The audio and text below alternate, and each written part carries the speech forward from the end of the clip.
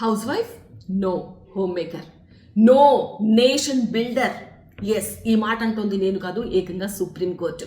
ఒకవేళ గృహిణి చేసే పనికి కనుక విలువ కట్టాల్సి వస్తే ఆమెకు నెలకి 30,000 మినిమం ఇవ్వచ్చు అని సుప్రీంకోర్టు వ్యాఖ్యానించింది. అసలు ఏ సందర్భంగా కోర్టు వ్యాఖ్య చేసిందంటే, ఒక గృహిణి రోడ్ యాక్సిడెంట్లో చనిపోయింది. ఆమె కుటుంబం కోర్టుకు వెళ్ళింది నష్టపరిహారం కోసం. అయితే కోర్టు ఏం చెప్పిందంటే, ఆమె శాలరీ తీసుకునే ఉద్యోగం చేయట్లేదు కాబట్టి చాలా తక్కువ మొత్తంలో నష్టపరిహారాన్ని డిసైడ్ చేసింది.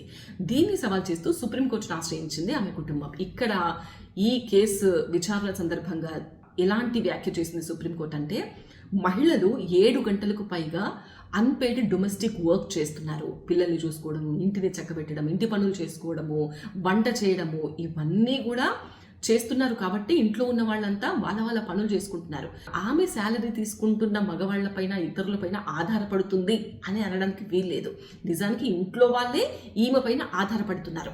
ఆమె ఇదంతా చేస్తుంది కాబట్టి వాళ్ళు పనులు చేసుకోగలుగుతున్నారు. కాబట్టి ఆమె ఇండైరెక్ట్గా ఎకానమీకి 15 నుంచి 17% తన కంట్రిబ్యూషన్ ఇస్తోంది అని అర్థం. కాకపోతే ఇది జీడిపిలో కౌంట్ అవ్వట్లేదు.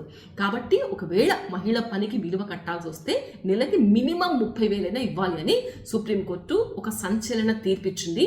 ఇది ఒక ల్యాండ్ మార్క్ తీర్పు. ఎందుకంటే ఇక మీదట ఇండియాలో ఎక్కడైనా రోడ్ యాక్సిడెంట్స్లో గృహిణులు చనిపోతే కనుక వాళ్ళకి మినిమం 30,000 నెలకి ఆ మహిళ సంపాదిస్తుంది అన్న కౌంట్ తోటి ఆమెకు నష్టపరిహారం, ఆమె కుటుంబానికి నష్టపరిహారం అందించాల్సి ఉంటుంది.